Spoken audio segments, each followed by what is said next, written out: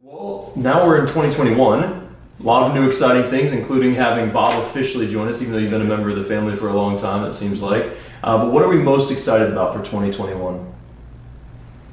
I'm really excited to be a part of such a dynamic organization because I think for my existing client base with the firm that I've been running for many years, I now have a greater toolbox and set of resources to be able to provide those individuals in ways that I couldn't before. And the excitement for me, having just spent the last couple of days with you all as partners here at the global headquarters, I'm so appreciative for the openness and the ability to think and look at things in different ways. As a firm, we really challenge each other in some dynamic ways and have what I call courageous conversations. And I'm looking forward to partnering in different ways with each of you. As a teaser, Dan Silvert and I are going to have a road show that I think is going to really wow audiences as people look at managerial discussions and strategic planning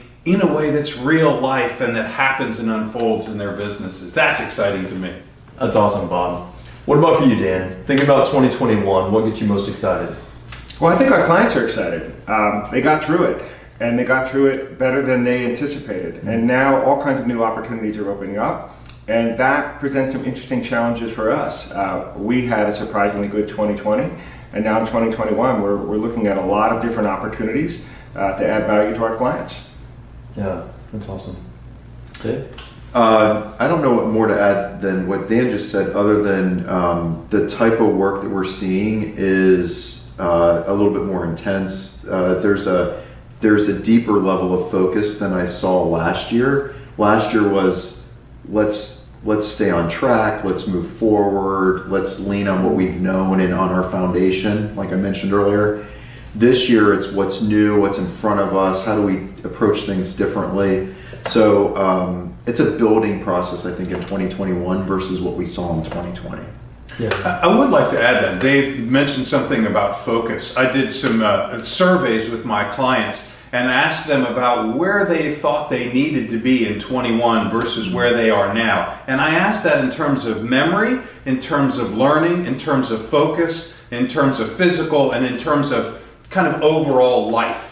And the areas that were most important for individuals were, there was a pretty big gap in how they need to focus versus how they're focusing now, how they take care of themselves physically, and then that overall life sense. So I think when we look back at the impact of the pandemic, the productivity did go way up, but there's a toll. Right. And people are so focused on their screens and for so long. And so the ability to maintain that focus and also engage with their physical self really is going to be critical to how they move forward in 2021 and beyond. And I think that's a new level of productivity, but for me there's an exciting strategic opportunity that people have to look in a larger view than they ever did before.